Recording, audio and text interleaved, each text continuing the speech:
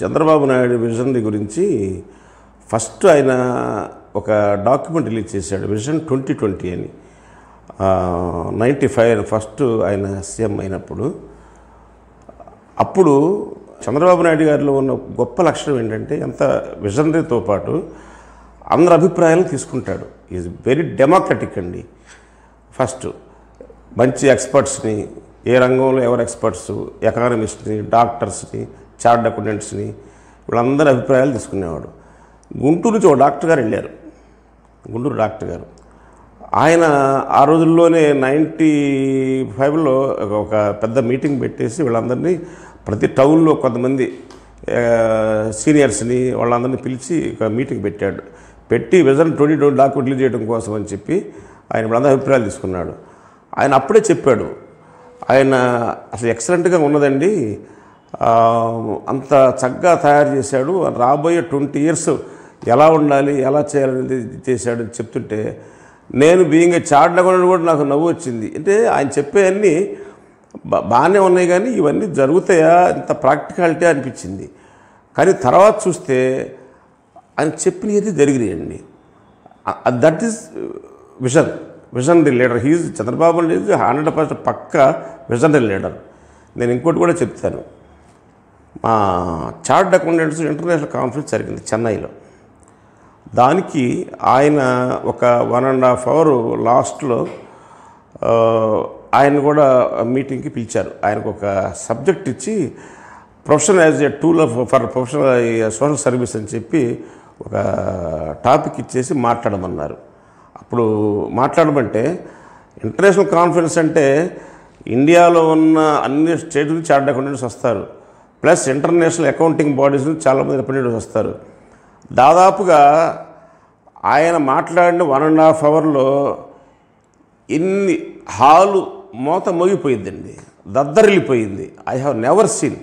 నేను చాలా international conference చూశాను, పెద్ద పెద్ద అకౌంటింగ్ వాళ్ళు, మా chartered accountants, accounting body, international people వచ్చినప్పుడు చూశాను. కానీ పిన్ డ్రాప్ సైలెన్స్తో ఆయన మాట్లాడుతుంటే, అసలు ఈ అందులో ఇంగ్లీష్లో చేశాడండి. ఆ ముఖ్యమంత్రి జనరల్గా ఇక్కడ ఉన్నవాళ్ళు అంత 1.5 hour ఇంగ్లీష్లోనే మాట్లాడలేదు, ఎందుకంటే ఇంటర్నేషనల్ కాన్ఫరెన్స్ కదా.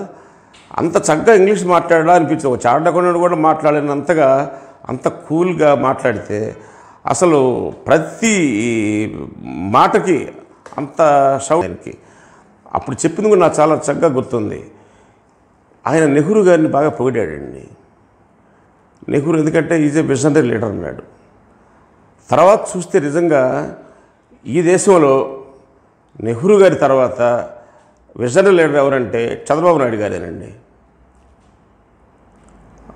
ఆయన ఆ రోజు విజన్, ఇందాక మనం అనుకున్న విజన్ 2020 డాక్యుమెంట్ చూస్తే, ఆయన చెప్పిన హైదరాబాదులో నేను 89 to 95 దాకా ఉన్నానండి.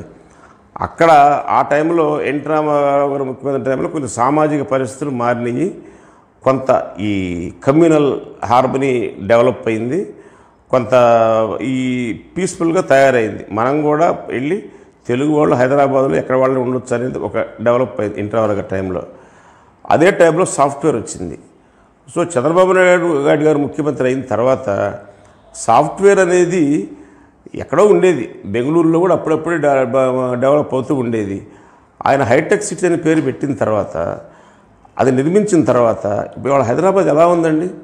ఇప్పుడు నిన్న ఎవరో మన కేసీఆరే చెప్పాడు, కోకాపేటలో ఎక్కడ 100 కోట్లని. 100 కోట్లంటే ఎందుకైంది 100 కోట్లని? అది ఎక్కడ గుంటూరులో కొనరు కదా, ఇంకో చోట కొనరు కదా. అది హైటెక్ నిర్మించడం, అంతమంది ఇన్కమ్ జనరేషన్ కోసం ప్రతి వాళ్ళు ప్రతి స్టేట్ నుంచి నేషనల్ ఇంటర్నేషనల్ లెవెల్లో ఈ ఎంప్లాయీస్ అంతా అక్కడ సెటిల్ కావటం. మైక్రోసాఫ్ట్ బిల్ గేట్స్ వచ్చాడు. బిల్ గేట్స్ వస్తే, బిల్ గేట్స్ మీటింగ్లో రాజకీయాలతో సంబంధం లేకుండా స్టేజ్ మీద ఆ రోజు ఒక సత్యం కంప్యూటర్ రామలింగరాజు గారు ఇద్దరే ఉన్నారు. నేను కూడా అప్పుడు కొంచెం పొలిటికల్ ఇంట్రెస్ట్ ఉండేది, అనుకునేవాళ్ళం మేము, ఇదేంటి అసలు ఎవరు మినిస్టర్స్ ఎవరు లేకుండా ఒక ఇండస్ట్రియలిస్టు సత్యం రామలింగరాజుని కూర్చోబెట్టాడు. ఆయన ఒక్కడే దాదాపు ఆ మీటింగ్ మొత్తం ఇంగ్లీష్లో ఆయనకి పవర్ పాయింట్ ప్రజెంటేషన్ చేశాడండి. ఏ ముఖ్యమంత్రి అయినా ఇవాళ కాదు, ఇవాళే చాలామంది పవర్ పాయింట్ ప్రజెంటేషన్ ఏంటో తెలియని ఉన్నారండి. ఆ రోజు బిల్ గేట్స్ లాంటి పవర్ పాయింట్ ప్రజెంటేషన్ అంటే మైక్రోసాఫ్ట్ని నిర్మించిన ఆయన స్మాల్ చిప్. మైక్రోసాఫ్ట్ ఎక్కడ డెవలప్ అయిందంటే పెద్ద ఇప్పుడు కంప్యూటర్ ఈ రూమ్ అంత ఉండేదండి. ఆ రూమ్ దగ్గర నుంచి మైక్రో చిప్ అనే ఒక మాట డెవలప్ చేసిన ఆయన ప్రపంచం మొత్తానికి ఈ సాఫ్ట్వేర్ రంగానికి డెవలప్ చేసిన ఆయన. అటువంటి ఆయన ముందు ఆ మీటింగ్లో ఆయన అంత పవర్ పాయింట్ ప్రజెంటేషన్ చేశాడంటే అది ఎప్పుడు 90స్లో. ఎవరి వల్ల కాదు, అసలు ఈ ముఖ్యమంత్రులు కాదు కదా, ఎంతమంది మనం కాంగ్రెస్ ముఖ్యమంత్రులైనా ఇంకో పార్టీ ముఖ్యమంత్రులైనా కానీ కంప్యూటర్ పట్టుకోవడం తెలియదండి. ఆ రోజుల్లో ఆయన పవర్ పాయింట్ ప్రజెంటేషన్ చేశాడంటే అది ఒక్కటి చెప్పుకోవచ్చు మనం. ఎంత విజనరీ లీడరు, ఎంత నాలెడ్జబుల్ అనేది అది. తర్వాత హైదరాబాద్ని మనం చూసాం. నిజంగా హైదరాబాదు చంద్రబాబు నాయుడు గారు ఆ డెవలప్ చేయకపోయినట్టయితే మనం రాష్ట్ర విభజనప్పుడు అంత ఫైట్ చేయాల్సిన అవసరం ఉండేది కాదు. అది వాస్తవం. ఎందుకంటే మనం చివరిదాకా ఫైట్ చేసింది కూడా హైదరాబాదు జాయింట్ చేయమని, హైదరాబాదు మీరు ఎట్లా విభజించండి స్టేట్ ఇవ్వండి అని కోరుకున్నారు. కానీ హైదరాబాద్ మీద మనకు రైట్ కావాలనే విషయం మీదనే మన ఎక్కువ ఫైట్ చేశారు. కొంతమంది ఏమో దాన్ని కేంద్రపాలిత ప్రాంతం చేయమని, కొంతమంది లేకపోతే అసలు హైదరాబాద్ని జాయింట్గా చేయమని చేశారు. హైదరాబాద్ కానీ తెలంగాణ లేకపోయినట్టయితే స్టేట్ విభజన గురించి అన్నాళ్ళు మూవ్మెంట్ జరిగేది కాదు. ఎప్పుడో ఇచ్చేసేవాళ్ళు, అందరూ హ్యాపీగా ఉండేవాళ్ళు. అంత పెద్ద ఆస్తిని మనం వదులుకుంటున్నాం, చంద్రబాబు నాయుడు గారు డెవలప్ చేసిన ఆస్తిని మన హక్కు లేకుండా పోతున్నామని బాధపడ్డారు ఆంధ్ర ప్రజానీకం అంతా.